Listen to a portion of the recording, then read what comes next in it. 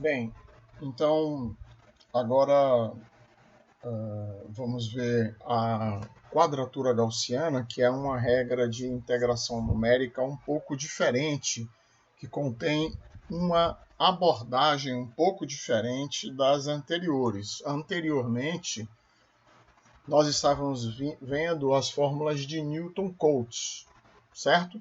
Onde os valores de xi na fórmula que está aqui acima, que é a forma geral da integração, ou seja, o valor da integral ele é aproximado por A0 f de x0 mais A1 f de x1 mais A2 f de x2 e assim sucessivamente, até alcançar o último ponto, onde os pontos x e, por estarem igualmente espaçados, uma vez que eu defino a minha integral de A até B, de f de x dx, e eu defino o número de pontos, já estão conhecidos os valores de xi, porque eles são igualmente espaçados. Então, o meu h, que é o espaçamento da malha, é igual a b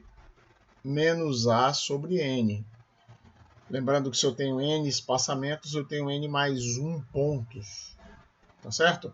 Então eu já conheço, já sei quem são os valores de x. Só que agora, na quadratura gaussiana, os coeficientes AI, esses coeficientes AI aqui, e os valores de x, ou seja, cada valor de xi que está aqui dentro, agora são desconhecidos.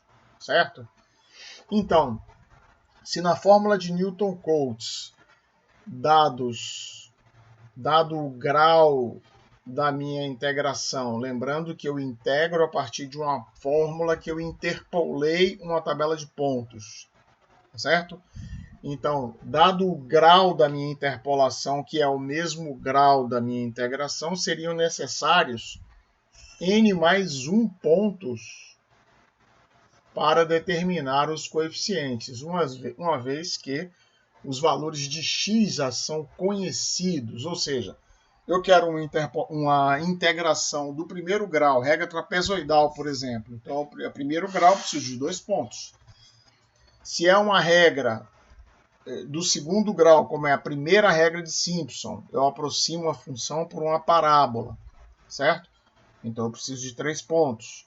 Segunda regra de Simpson, polinômio do terceiro grau, eu preciso de 4 pontos, e assim sucessivamente. Isso nas fórmulas de Newton-Cotes. Lembrando que todas as fórmulas que têm espaçamento igual da minha malha, essas fórmulas todas são conhecidas como fórmulas de Newton-Cotes. Eu poderia também bolar a minha fórmula de Newton, que seria do quarto grau, que não é popular, alguém já deve ter feito, tá certo?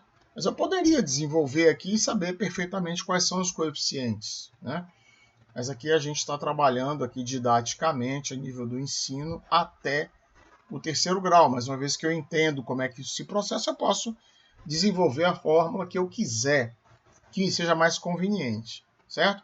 Mas na quadratura gaussiana, dado o número de pontos que eu quero usar, m, eu vou desenvolver uma forma de integrar de tal forma que a qualidade, a precisão dos meus resultados seja equivalente ao grau 2m menos 1 numa fórmula de Newton-Cotes. Por exemplo, se eu vou usar 2 pontos na quadratura, eu vou desenvolver um resultado compatível com a precisão do grau 3, ou seja, usando 2 pontos na quadratura gaussiana, apenas 2 pontos na quadratura gaussiana, eu espero obter um resultado equivalente ao resultado da segunda regra de Simpson, que usa 4 pontos e 3 espaçamentos, portanto. Tá certo? Então, essa é a ideia. Eu não conheço o espaçamento de pontos, até porque ele não é uniforme, tá certo? E ele nem ocupa os extremos do intervalo de integração, né? Uma coisa completamente inesperada, Então isso representaria um certo desconforto para quem está usando a regra, mas por outro lado eu estou ganhando precisão. Eu sempre perco alguma coisa e ganho outra, né? Então, primeiro, para a gente entender como é que isso se processa, vamos trabalhar então primeiro com a fórmula com 2 pontos. Então, vamos voltar de novo aqui à forma geral, certo? Então, eu tenho integral de A até B igual a 0f de x0 mais a1 vezes f de x1. Lembrando que eu não sei quanto vale a 0, nem sei quanto vale a 1, não sei quem é x0, não sei quem é x1. Mas eu vou fazer uma coisa para facilitar o meu lado. Eu vou criar uma mudança de variável. Por que eu vou criar uma mudança de variável? Inclusive é bom que a gente saiba que esta mudança que aqui está recebe o nome de mudança universal, porque é sempre a mesma mudança, certo? Ninguém precisa ficar preocupado. Ah, professor, qual é a mudança que eu vou usar nesse caso? Não, é sempre a mesma mudança. Mas por que eu vou fazer uma mudança? Ora, porque a variável x, a função f e os intervalos de integração AB, em cada problema será um diferente. Ao passo que se eu mudar de x para t e fizer t variar sempre de menos 1 a 1, significa que o problema em t será resolvido. Eu posso usar essa tabela para a variável t sempre e converter para x. Ah, professor, por que eu posso converter para x? Porque eu tenho essa mudança e a mudança nunca muda. Ou seja, ela é a mesma mudança sempre. Em 100% dos casos, é esta mudança. Ah, professor, e no caso y? É essa mudança. Ah, e no caso z? É essa mudança. Não muda nunca. Tá? Nós vamos fazer um exemplo já no slide seguinte, mas depois vamos trabalhar na nossa aula de exercícios vários casos e vocês vão ver que a mudança é sempre esta. Tá bom? Então, observe que se t vai variar de menos 1 a 1, então x varia de A até B, porque quando t é menos 1, A menos B sobre 2, A mais B sobre 2 dá A. Quando t é 1, vai ficar A mais B sobre 2, mais B menos A sobre 2, vai dar B de fato. E o meu dx é B menos A sobre 2t, dt. Certo? Então, por isso que a minha integral, que era a integral de f de x dx, eu vou trocar por integral de g de t dt, né? E quando eu substituo dx por dt, vou carregar esse b menos a sobre 2. Muito bem, então se os resultados devem ser equivalentes ao grau 3 das fórmulas de Newton, vez que eu estou usando 2 pontos, tá certo? Então a minha função g de t é 1 mais t2 mais t3. Observe que não há coeficientes porque eles vão ser determinados. Eles também são incógnitas do meu problema, tá certo? Então a gente está seguindo esta formulação aqui. Tá? Então, se eu quero que o meu resultado seja compatível com esse, isso significa dizer que a minha integração vai desenvolver um valor exato até o terceiro grau, então significa que a integral em t de cada uma dessas funções G1, G2, aliás, G0, G1, G2 e G3 tem que ser exatos. Então, para a minha função G0 de t, que é igual a 1. Então, A0 vezes 1, mais A1 vezes 1, lembrando que G0 é igual a 1, ou seja, A0 vezes G0 de T0, G0 de T0 é 1, mais A1 vezes G0 de T1, G0 de T1 também é 1, é igual à integral de menos 1 a 1 de dt, porque g0 de t é 1. Então, a integral de dt de menos 1 a 1 dá 2. Então, minha primeira equação é a0 mais a1 igual a 2. Depois, para g1 igual a t.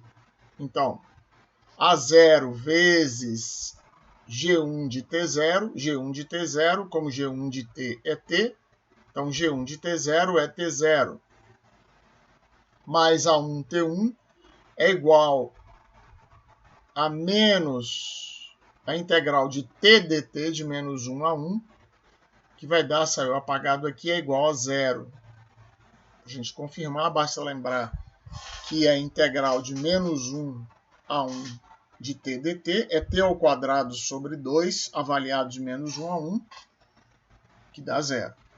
Tá certo? Então, a terceira equação, considerando que g2 de t é t ao quadrado. Então, a0 t0 ao quadrado mais a1 t1 ao quadrado é igual à integral de menos 1 a 1 de t ao quadrado dt, que dá 2 terços. E por último, g3 de t igual a t ao cubo, logo, a0 t0 ao cubo mais a1 t1 ao cubo, igual à integral de menos 1 a 1 de t3 dt, que é igual a 0. Portanto, eu tenho 4 equações, 4 incógnitas. É um sistema não linear, mas dá para ser resolvido. Eu determino que a0 é igual a 1, que é igual a 1.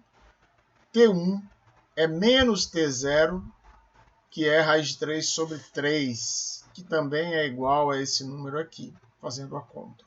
Tá? Lembrando que o T0 é negativo, ou seja, T0 é menos a raiz de 3 sobre 3 e T1 é mais a raiz de 3 sobre 3. Então vamos ver como é que isso funciona no exemplo e vamos aproveitar o mesmo exemplo para que a gente possa fazer uma comparação no final para ver se realmente o resultado alcançado pela quadratura gaussiana é semelhante, é equivalente ao resultado alcançado pela segunda regra de Simpson. Então vamos lá. Primeiro, regra trapezoidal repetida. Então eu estou resolvendo esse exemplo aqui, certo? Que a gente já resolveu outras vezes. Integral de 0 a 1 de e elevado a x dx. Primeiro, pela regra trapezoidal repetida com 10 pontos. Segundo, pela primeira regra de Simpson simples, ou seja, eu vou ter 2 espaçamentos apenas e 3 pontos. Depois, a primeira regra de Simpson repetida com 5 pontos. Letra D, segunda regra de Simpson simples. Letra E, segunda regra de Simpson repetida com 7 pontos. Lembrando que o mínimo número de pontos para repetir a regra é 7. Não há outra possibilidade, certo? De outra forma, eu teria que usar 4 pontos apenas, né, que a gente já fez na regra de Simpson simples. E por último, a quadratura gaussiana com 2 pontos. A letra A a gente já calculou, deu 17197. A letra C também já está calculada, é 17183. Então vamos para a letra B. Eu não vou repetir a regra, vou usar apenas 3 pontos, é esse caso aqui embaixo, certo? Então eu tenho 0, meio e 1, os valores de e elevado a x aqui, os valores de e elevado a x multiplicados pelo multiplicador de Simpson, eu pego a soma e multiplico por h sobre 3, lembrando que nesse caso o h é igual a meio. Então eu obtenho 17189 para a regra de Simpson simples. Letra D, agora eu vou repetir. Letra C a gente já havia calculado, né? Na letra D, a segunda regra de Simpson simples, ou seja, eu tenho apenas 4 pontos. Então eu coloquei aqui 1 terço, lembrando que são 3 espaçamentos, 2 terços e 1. Aqui os valores de e elevado a x, os multiplicadores da regra de Simpson, a multiplicação do multiplicador pelo integrando, somo todo mundo e multiplico por 3h sobre 8. Lembrando que o h é 1/3, então é a mesma coisa que multiplicar por 3 sobre 24. Eu obtenho 17185 na segunda regra de Simpson, usando 4 pontos, certo? Depois eu vou repetir a segunda regra de Simpson com 7 pontos. Então, espaçamento, se são 6 espaçamentos, o espaçamento é 1/6. Então, essa manobra aqui a gente já sabe como é. Eu calculo os valores de e elevado a x. Aqui estão os multiplicadores da regra. Faço as multiplicações, somo todos e multiplico por 3/8 de h. 17183. E por último, agora, a quadratura gaussiana, certo? Então, os outros casos da letra A até a letra E, nós já estávamos acostumados, agora vamos fazer com um pouco mais devagar, para a gente entender como é que isso funciona. Então, eu quero determinar a integral de 0 a 1 de e elevado a x dx, certo? Então, eu vou transformar isso na integral de menos 1 a 1 de g de t dt e eu preciso multiplicar por b menos a sobre 2. Então, eu faço aqui a minha transformação universal. Ó. Lembrando que se a é 0 e b é 1, então essa transformação dá 1 mais t sobre 2. A gente lembra que os valores de t0 e de t1 já estão tabelados, ou seja, t0 é menos a raiz de 3 sobre 3 e t1 é raiz de 3 sobre 3. Então, se a transformação é 1 mais t sobre 2, então x0 é 1 menos raiz de 3 sobre 3, tudo isso dividido por 2, que dá 0,21132. Já aproveito e calculo e elevado a x0 como 1,2353. Certo? Depois, x1 é 1 mais a raiz de 3 sobre 3 dividido por 2. Lembrando que isso aqui nada mais é do que 1 mais t1 dividido por 2, que dá 0,78868. E elevado a x1 dá 2,2005. Muito bem. Então, a minha fórmula, que é válida para qualquer uma, só que na quadratura gaussiana eu pré-multiplico, porque o meu problema foi definido em função de g de t. Então, eu tenho que multiplicar, pré-multiplicar esse parênteses por b menos a sobre 2. B menos a sobre 2 é igual a meio. Então, f de x0, a gente calculou no slide anterior, é 1,2353. F de x1 é 2,2005. Lembrando que a 0 é igual a 1 e a 1 também é igual a 1. Eu obtenho este resultado, 1,7180. Na verdade, aqui em cima houve um problema, um pequeno erro de aproximação. Na verdade, o resultado real é 17179, mas aqui embaixo as contas estão corretas. Então eu vejo que, apesar de eu ter usado 10 pontos na regra trapezoidal, eu obtive esse erro. Por que eu estou calculando esse erro? Porque o resultado exato da minha integral eu sei que é 1,7183. Então dá para calcular esses erros aqui, certo? Então, primeira regra de Simpson, eu obtive 0,03. Primeira regra de Simpson com 5 pontos, não obtive erro nenhum, com 5 algarismos, né? A segunda regra de Simpson, 17185, obtive 0,01 de erro, 0,01% de erro, certo? Segunda regra de Simpson com 7 pontos, também não obtive erro, enquanto que na quadratura, com apenas 2 pontos, eu obtive um erro de 0,02%. Portanto, compatível com o erro que foi cometido aqui na segunda regra de Simpson. Tá? Então, esse é um atrativo muito legal da quadratura gaussiana. Eu vou trocar assim, o uso de uma fórmula amigável, como são as fórmulas de Newton-Cotes, por usar a quadratura com o menor número de pontos e obter a mesma precisão, certo? Então, lembrando, pessoal, que isso também representa a economia de tempo computacional, certo? Muito bem, então aqui eu tenho outros casos de coeficientes para a quadratura gaussiana. Eu usei agora nesse exercício de 2 pontos, mas eu posso usar 3 pontos. Aqui estão os valores dos coeficientes A0 igual a A2 igual a 5 nonos, A1 igual a 8 nonos para 3 pontos, T0 é menos raiz de 15 sobre 5, T2 é raiz de 15 sobre 5, T1 igual a 0. Então, eu vou usar o mesmo raciocínio. Se eu usar 3 pontos, eu vou usar, evidentemente,